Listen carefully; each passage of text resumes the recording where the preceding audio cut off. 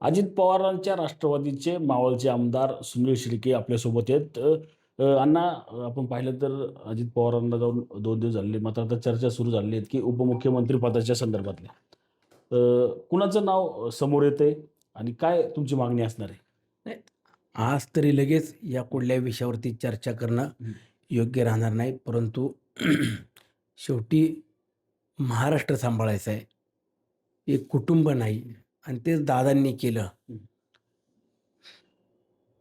24 तासातले 16, 18 तास काम करणारा नेता होता आणि आज त्यांच्याकडे जे काही प्रमुख खाती आहेत, त्याची जबाबदारी कोणाला तरी द्यावी लागणार आहे. परंतु राष्ट्रवादी काँग्रेस पक्षाचे नेते असताना मग त्यामध्ये प्रफुल्लभाई, भुजबळ साहेब, तटकरे साहेब हे सगळेजण एकत्रितपणाने निर्णय करतील. पण व्यक्तिगत जर विचार केला तर माझ्यासारख्याची एकच भावना आहे, की दादांचं वारसदार म्हणून सुनेत्रा वहिनीच असल्या पाहिजे.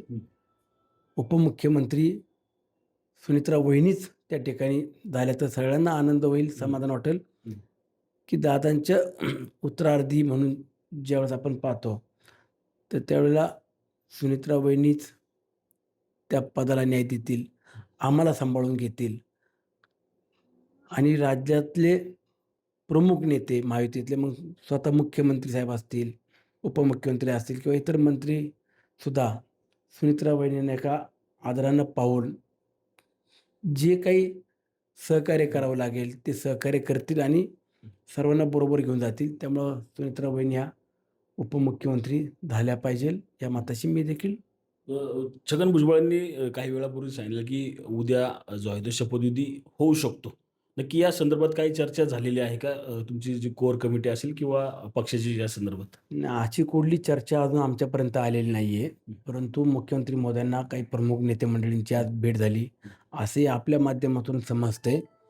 परंतु काय चर्चा झाली आहे किंवा काय भेटीतले विषय होते, ह्या बाबतीत आम्ही कुठली त्यांच्याकडनं माहिती घेतली नाही. काय तशा जर घडामोडी होत असतील तर आम्हाला कळवलं जाईल. सगळ्यांना विश्वासात घेतील.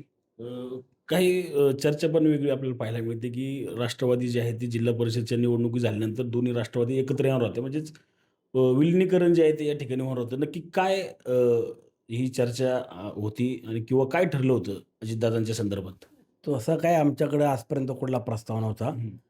तो सगळं नंतरचे विषय आहेत. परंतु आज पहिलं पवार कुटुंबीय म्हणत असताना सुनेत्रा वहिनींना सगळ्यांनी आधार देणं, त्यांच्या मागं आम्ही सर्वजण भक्कमपणे उभे आहोत, हे दाखवून दिलं पाहिजे. आणि एका कुठल्या जबाबदारी जर त्यांच्यावरती सोपवली तर स्वतःही सुनेत्रा वहिनी व्यस्त होतील आणि त्यांनाही कुठंतरी आधार मिळाल्यासारखं वाटेल. म्हणून पहिलं उपमुख्यमंत्री पद किंवा जी काही खात्याची जबाबदारी मिळेल ती त्यांच्यापर्यंत देणं आणि त्यानंतर काही कालावधीनंतर दोन्ही राष्ट्रवादी एकत्र येत असतील किंवा काही चर्चा करायच्या असतील तर दोन्ही पक्षातले प्रमुख नेते मंडळी एकत्रित बसून पुढं जातील. नक्कीच आपण पाहिलं तर सुनेत्रा पवार जी आहे ती त्यांना उपमुख्यमंत्री असतील किंवा अजित पवारांच्याकडे जी खाती होती ती त्यांना द्यावी अशी मागणी जी आहे ती आता सुनील शेळकेंनी या ठिकाणी करण्यात आली आहे. दोन्हीही राष्ट्रवादी एकत्र येण्यासंदर्भात वरिष्ठ चर्चा झाल्यानंतर त्या चर्चेवर जे आहे ते बोललेलं योग्य राहील असं देखील सुनील शेळके यांच्याकडून या ठिकाणी सांगण्यात आलेलं आहे. रणजित जाधव, TV9 मराठी, मावळ, पुणे.